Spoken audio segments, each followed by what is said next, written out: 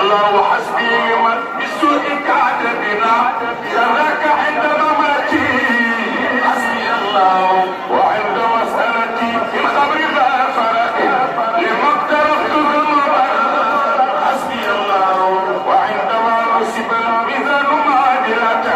نهي نبي الهدى حسبي الله الله حسبي إذا مد الصراط على متن جهنم مكان حسبي الله الله حسبي وحاربت سواه توكلي وإيابي حسبي الله يا رب صل على المختار المدرك في حقي كنت حقا حسبي الله كما تصلي على آل صحابتي ما قال عبد مهيب حسبي الله اللهم يا من أدهر الجميل وستر القبيح ولم يعطيك الجليل ولم يأتك الستر ويا عظيم العافي ويا حسن التجاوز ويا واسع المغفرة ويا باسط يديك الرحمة ويا سامع كل نجوى ويا منتهى كل شكوى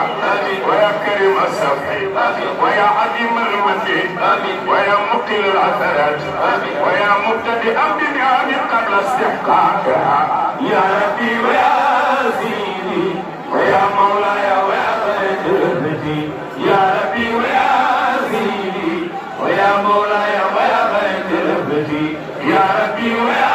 سيدي ويا مولاي ويا خيرتي أسألك أن لا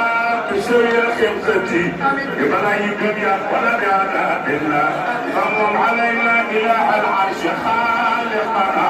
بصحبة القطب في دنيا أخرى لذاك توسلنا إليك بكل ما أتتك السماء محتلة بسوريا لك مكة لك مدينة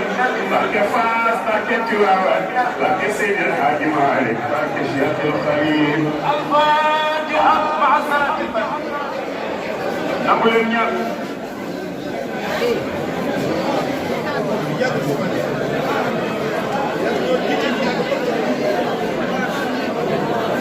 نقول النيات آمين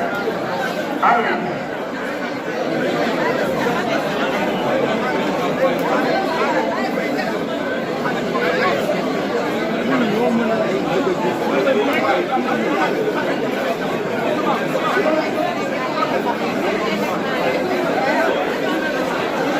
mbokk yi mu ngi noonu ak Bourd 2022 clôture nañu ko ci njiital Serigne Mansour Sy Djamil ci njiital Serigne Cheikh Tidiane Sy Mansour ak Serigne Moustapha Al Amin mu ngi noonu da ngay ñëw Tivaouane defe ne tey la gàmmu Tivaouane ndax mbooloo mi fa tabarakallah taalibe yi am détermination lool topp lool Seydi Hadji Malick radiyallahu taala anhu ñaanal leen yàlla guddal seen fan yàlla may leen wér ndono bi nga xam ne moom la fi Seydi Hadji Malick bàyyi yàlla ko yàlla dëgëral gis ngeen ko Serigne Habib Sy ngi noonu Serigne Habib Sy doomu Serigne Mansour borom daara ji mu ngi noonu mënu dugg sax ci biir ndax mbooloo mu bëri ci buntu bi la yam fa tabarakallahu ndax mbooloo mu bëri Serigne Moustapha Al Amin mënu dugg ci biir ndax mbooloo mu bëri fa tabarakallahu yal na yàlla sàmm leen taar leen burdu baa ngi noonu jeex na ci jàmm ci njiital Serigne Mansour Sy Djamil ak Serigne Moustapha Al Amin ak Serigne Cheikh Tidiane Sy borom daara ji wasalaamu aleykum wa rahmatullahi taala wa barakatuh